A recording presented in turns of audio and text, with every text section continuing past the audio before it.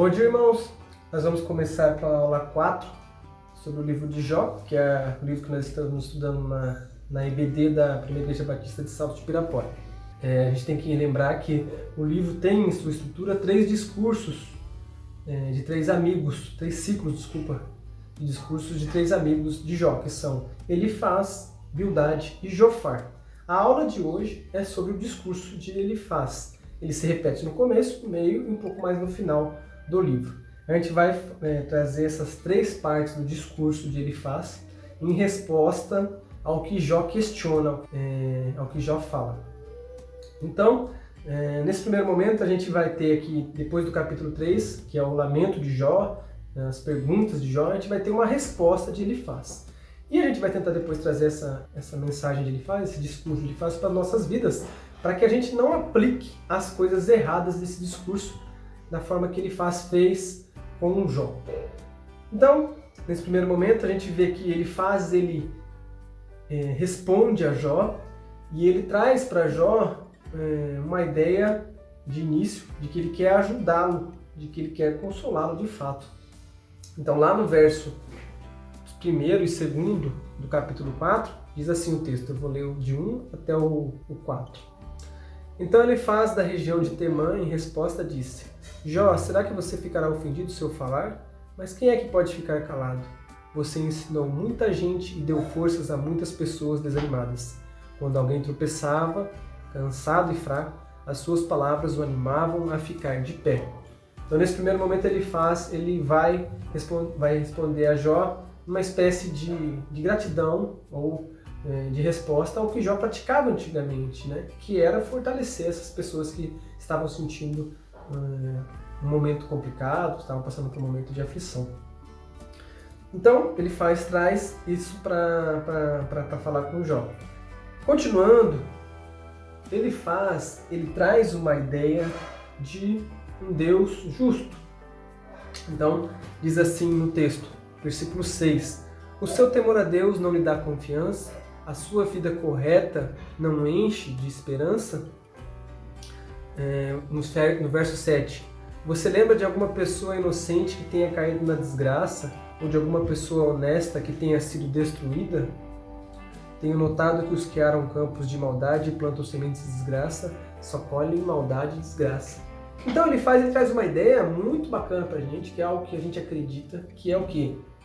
O cristão, ele tem uma moral com ele tem uma forma, um caráter de agir dele, né? Então ele está dizendo para Jó o quê? Jó, você que é temente a Deus, você não dá confiança para que você saia dessa situação, para que a coisa mude, para que a situação melhore? É isso que ele está dizendo para Jó.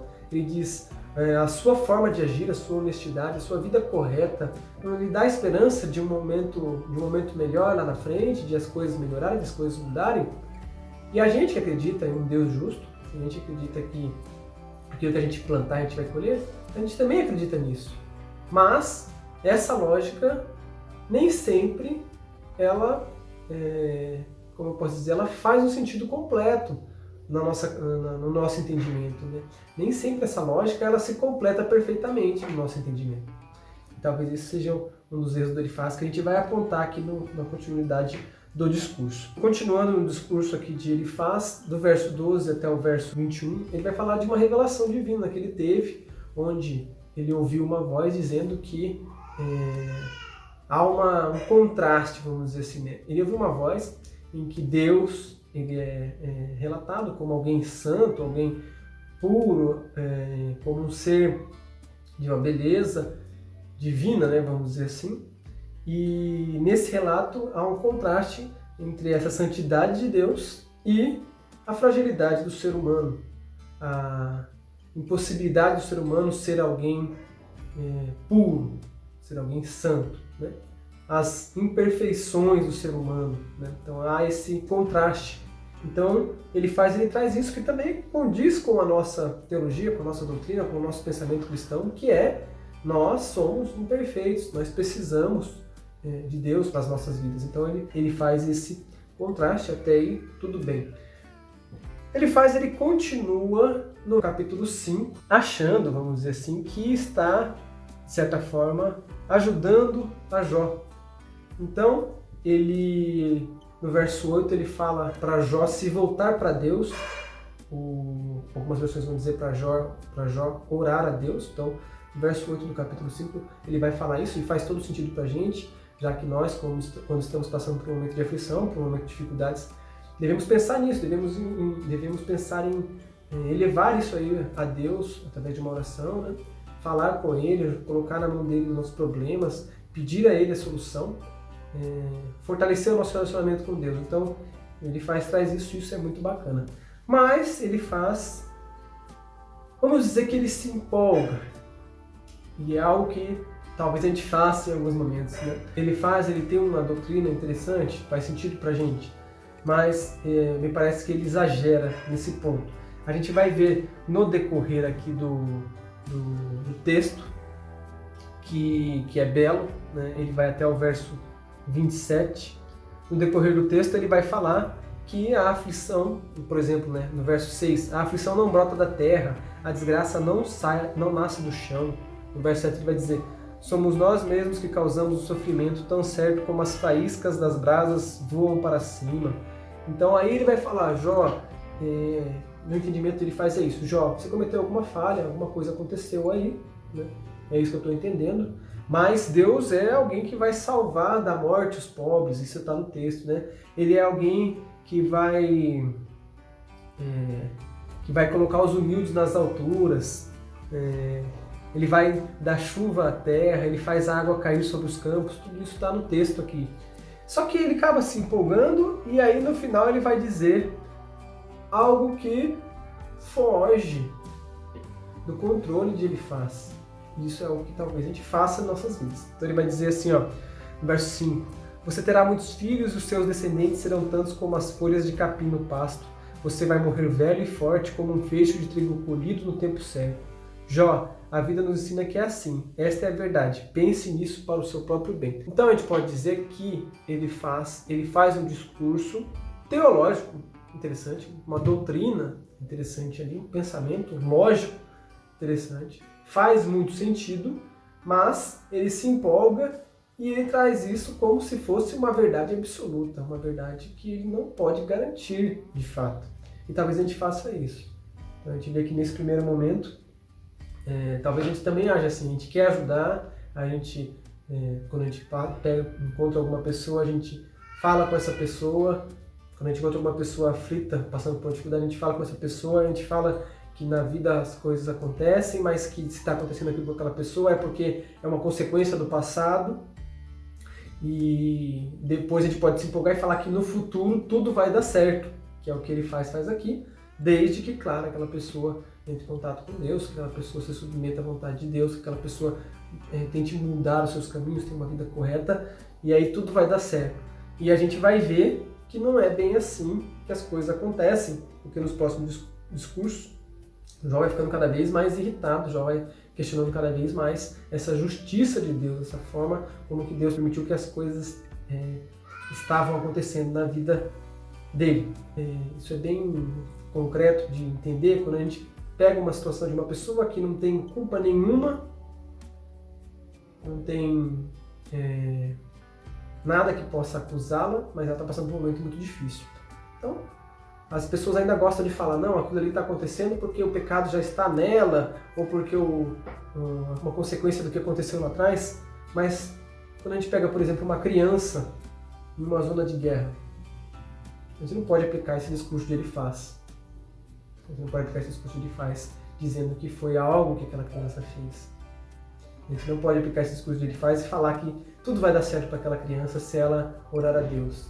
Então a gente tem aqui uma lição muito importante do discurso que ele faz, que é: há uma lógica? Há uma lógica. Mas essa lógica, ela é inegável para todos os casos? Não dá para falar que ela é inegável para todos os casos. Então ele se empolga. E a verdade que essa lição traz para a gente nesse primeiro momento é que é difícil explicar os caminhos de Deus. É mais difícil ainda explicar a Deus, né? Então, é uma lição que a gente tem que trazer para a nossa vida. Há uma lógica? Há sim. Pode ser por causa de um erro do passado? Pode ser. Mas a gente vê que o texto, por consequência, ele vai desfazendo essa ideia de que um preto no branco, vamos dizer assim.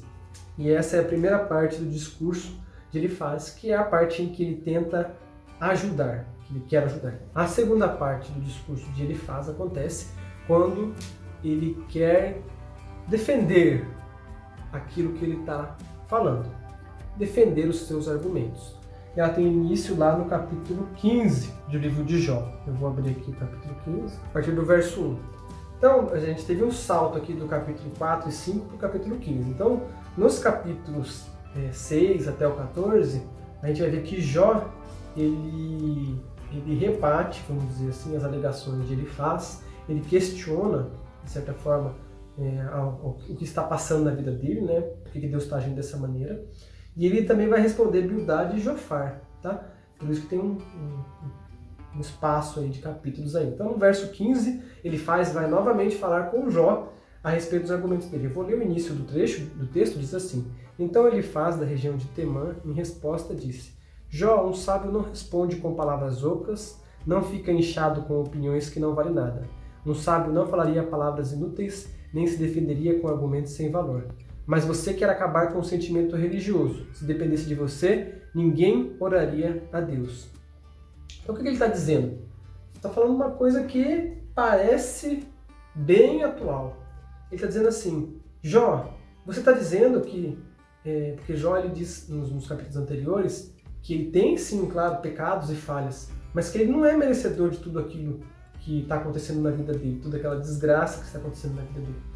Então ele está dizendo o quê? Jó, você está dizendo que se você está sendo correto nas suas atitudes, está sendo honesto na sua vida, mesmo assim você vai sofrer essas consequências, então ninguém vai acreditar em Deus, ninguém vai seguir essa religião nossa. É isso que ele está dizendo para Jó. E isso é uma lógica diabólica, vamos dizer assim, que também é aplicada nos dias de hoje. De alguma maneira, a gente entende que estando em um relacionamento com Deus, ou estando indo na igreja, ou seguindo a nossa religião, nós estamos imunes a qualquer dificuldade, ou nós vamos ser recompensados por Deus e vamos ter uma vida gloriosa, uma vida confortável, uma vida muito boa, materialmente falando, né? E, na verdade, o texto ele vai dizer que não. Depois a gente vai entender que não é esse o sentido. No final, a gente vai ver que Deus até fala que se não fosse a oração de Jó, esses amigos de Jó seriam castigados. Ele faz um deles. Então, a lógica que ele traz é a lógica de troca que nós temos hoje nas nossas igrejas, que é a lógica que você vai ser abençoado, você vai ser recompensado por ter um relacionamento com Deus, por ter uma vida honesta. É lógico que existe, sim, um sentido nessa ideia, que é um sentido de que Deus é justo, de que Deus vai nos abençoar. Mas a verdade nua e crua é que é difícil entender os caminhos de Deus. Então, assim, Ele não é obrigado a te abençoar. Ele não é obrigado a te recompensar. E essa é uma lógica verdadeira para o texto. Porque a religião que nós praticamos não é uma religião pagã nesse sentido. Nós não temos recompensa por aquilo que nós fazemos. Se nós tivermos recompensa, ou se nós tivermos bênção, foi por bondade de Deus. Não porque a gente fez uma barganha, ou porque a gente orou a Deus, ou porque a gente teve uma vida correta, honesta, uma conduta ilibada, vamos dizer assim. Não é nada disso. É só misericórdia e graça de Deus para a gente receber o que a gente recebe. Então ele vai trazer um discurso para Jó, em que ele defende que tudo o que aconteceu com Jó é consequência das atitudes dele. Então, a partir do verso 17, ele vai começar a, vamos dizer, forçar a barra, dizer que Jó está naquela situação por algo que ele cometeu. Então ele está trilhando caminhos que ele não conhece. Primeiro ele vai fazer uma referência ao que ele disse no capítulo 5, no verso 11. Diz assim: Por que você não quer aceitar o consolo que Deus lhe oferece? Em nome dele nós falamos delicadamente com você. Então ele falou assim, aquelas palavras lá foram palavras delicadas, foram palavras mais suaves, dizendo que aquilo ali poderia ser só um momento, que se você voltasse para Deus, você estaria numa outra situação, de que aquilo ali era só algo passageiro por algo que você tinha cometido. Mas agora não. Ele vai dizer: no verso 17 em frente, diz assim: escute, Jó, o que eu vou te explicar, vou contar aquilo que tenho visto. Os sábios ensinam verdades que aprenderam com os seus pais, e esses moravam numa terra que não recebeu a influência de estrangeiros. Aquele que é mau, que persegue os outros, sofre atormentado a vida inteira. Vozes de terror enchem os seus ouvidos, e quando pensa que está seguro, os bandidos o atacam. Ele não tem esperança de escapar da escuridão ou da morte, pois um punhal está pronto para matá-lo. E aí, ele vai continuar falando sobre esse homem mau que vai ser castigado por Deus, que vai ser penalizado por Deus. De certa forma, a gente ainda não pode dizer que esse discurso ele é ilógico, ou ele é irreal, ou ele é errado. Não dá para dizer isso. A gente acredita que Deus é justo e que Deus pode castigar as pessoas que agem de fato de maneira má, de maneira perversa, de maneira a prejudicar o próximo. Então a gente entende que isso realmente é possível. Só que ele está trazendo essa realidade para uma pessoa com o coração aflito, com uma pessoa que está passando por uma imensa dificuldade. E aí a gente traz essa lição para os nossos dias de hoje. Talvez a gente esteja, talvez quando a gente esteja diante de uma pessoa que está passando por uma dificuldade, por uma condição, nosso pensamento automaticamente é fazer uma referência. Isso está acontecendo por causa daquilo. Isso aconteceu com ele porque ele cometeu alguma falha ou algum erro. E na verdade o texto aqui de Jó traz essa imagem que ele faz falando isso. E a gente vai ver que Jó não tinha nada. O Jó estava recebendo aquilo dali por causa do que tinha acontecido lá no capítulo 1 e no capítulo 2 do livro de Jó, que no relato poético é um diálogo entre Deus e Satanás, em que Satanás fala que Jó só está agindo de maneira correta porque está sendo abençoado por Deus. Então, ele está dizendo coisas, palavras ao vento, ele não conhece a realidade daquela pessoa, ele não conhece, e ainda que conhecesse, ele não pode medir essas consequências, da mesma forma que a gente não pode medir as consequências do que vai gerar o que, qual atitude vai gerar qual consequência na vida de uma pessoa que está passando por uma dificuldade. Então a gente vê que ele se afunda ainda mais no seu discurso, porque ele chega no momento, e que nós também algumas vezes provavelmente chegamos, em que para ele é mais importante ganhar a discussão, ganhar o argumento, do que consolar um coração aflito. E esse é a segunda parte do discurso de Elifaz. Por fim, nós chegamos na terceira parte do discurso de Elifaz. Está lá no capítulo 22, lá no final do livro. E a gente vê que Elifaz, em primeiro momento, tentou ajudar do jeito dele. E disse verdades que fazem lógica, verdades que fazem sentido, que para a nossa doutrina é viável, vamos dizer assim. Depois, ele reforçou os seus argumentos e defendeu a sua teologia, a sua lógica. Então, não que seja uma mentira que ele disse, mas a forma como ele disse não é aplicável para a pessoa que precisava ouvir. Essa é a verdade. Então ele defende a sua teologia em detrimento do que Jó está sentindo, está pensando, né? Está passando ali de fato.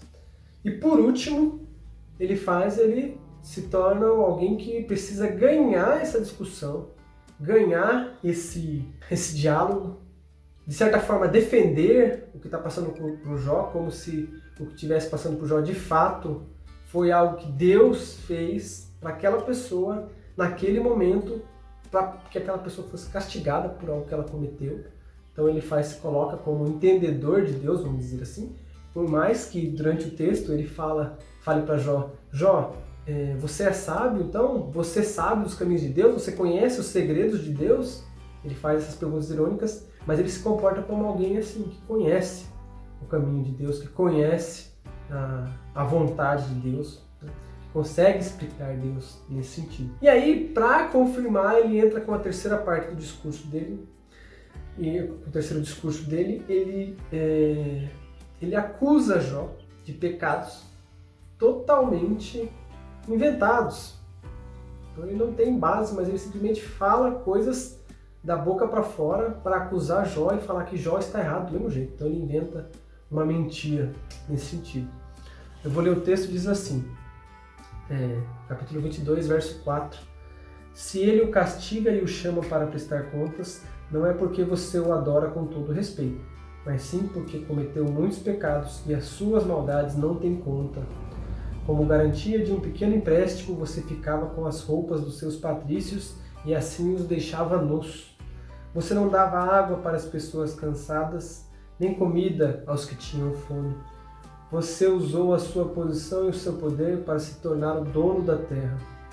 Você roubou e maltratou os órfãos e nunca ajudou as viúvas. Por isso agora você está cercado de perigos e de repente o medo toma conta de você. Então ele faz acusações contra Jó para justificar que tudo que ele tinha dito até aquele momento, tudo que ele tinha argumentado, tudo que ele tinha explanado, tudo que ele tinha explicado para Jó estava correto. Então ele fala isso daí para Jó. E ele falou isso aqui depois que Jó disse que a forma como eles estavam pensando estava errada, que aquilo não fazia sentido, que aquilo ali era ilógico. E do ponto de vista de Jó, nesse texto, olhando esse texto, faz todo sentido. Porque Jó estava passando por aquilo ali por causa de um diálogo entre Deus e Satanás que ocorreu no começo lá do livro. Lembrando que é um relato poético que tenta explicar para nós as dificuldades que nós vamos enfrentar e as possíveis respostas ou não respostas que nós teremos nessa vida. Então Jó está dando uma resposta do ponto de vista dele, dizendo, olha, vocês estão errados, nada do que vocês dizem é o que está acontecendo na minha vida. Talvez o pensamento de Jó seja, realmente isso pode ser verdade que vocês estão dizendo, que Deus castiga os injustos, os maus. Sim, isso pode ser verdade, que Deus ele vai cobrar honestidade das pessoas, vai cobrar que essas pessoas trilhem caminhos bons, vamos dizer assim. Isso aí faz todo sentido, mas o que ele está dizendo é, isso não faz sentido para mim. Claro que eu tenho pecados, claro que eu tenho falha, mas por que tudo isso? Por que eu estou enfrentando essas dificuldades? Por que a vida está sendo assim comigo? E esse é um questionamento que talvez nós tenhamos que fazer muitas vezes quando passamos por dificuldades. Por que a vida está sendo difícil comigo? Por que está acontecendo isso comigo? E realmente talvez esteja acontecendo isso ou aquilo na sua vida por causa de alguma atitude sua, consequência de alguma ação que você tomou no passado. Mas talvez aquilo ali não tenha relação com aquela consequência, com aquele ato que você está pensando. Talvez aquilo não tenha relação. Talvez a vida esteja difícil porque a vida é uma vida que vai ser difícil. Né? Então a gente pensa dessa maneira que é uma vida que vai ser difícil, por exemplo, para pessoas. A gente pensa, por exemplo, em vidas difíceis, para pessoas que nascem em determinado lugar, ou que nascem com determinada dificuldade física ou psicológica. E a vida é assim. Então a gente tem que ter, claro, na nossa mente, sim, podemos construir uma lógica como a de ele faz, claro, que coloca as coisas no seu devido lugar, em que elas fazem um certo sentido.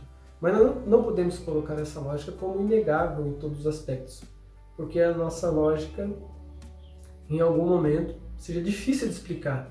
E talvez a gente incorra no mesmo erro de ele faz, quando ele argumenta para não perder a sua posição, para não perder a sua razão, e quando ele faz falsas acusações ou faz falsos julgamentos de determinadas atitudes das pessoas. Sendo que, no fundo, o que ele faz está dizendo ali é o que ele tem de conhecimento adquirido por experiência de vida ou, como quando ele fala dos pais dele, por tradição. Por tradição, ele tem esse entendimento, mas que de fato não condiz com a realidade, como no relato poético aqui do livro de Jó. Então talvez a gente não consiga dar respostas para todas as situações. E aí a resposta que a gente tem que ter em mente, pelo menos no primeiro momento, não que deva ser utilizada como uma muleta, né, ou como uma forma de escapar de todas as soluções, vamos dizer assim, né, ou de escapar de todas as questões que nos afligem, mas uma resposta que a gente tem que ter em mente, em alguns casos, é difícil explicar os caminhos de Deus, é difícil explicar porque Deus permite determinadas coisas, é difícil explicar a Deus. Nesse ponto, realmente, talvez a gente tenha que ter a humildade de afirmar isso daí. E claro, sem utilizar como uma muleta, como algo que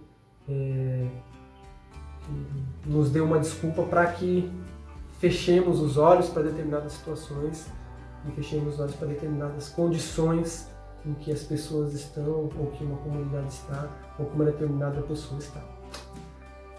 Beleza? Por hoje é só. Fiquem com Deus. Um bom dia.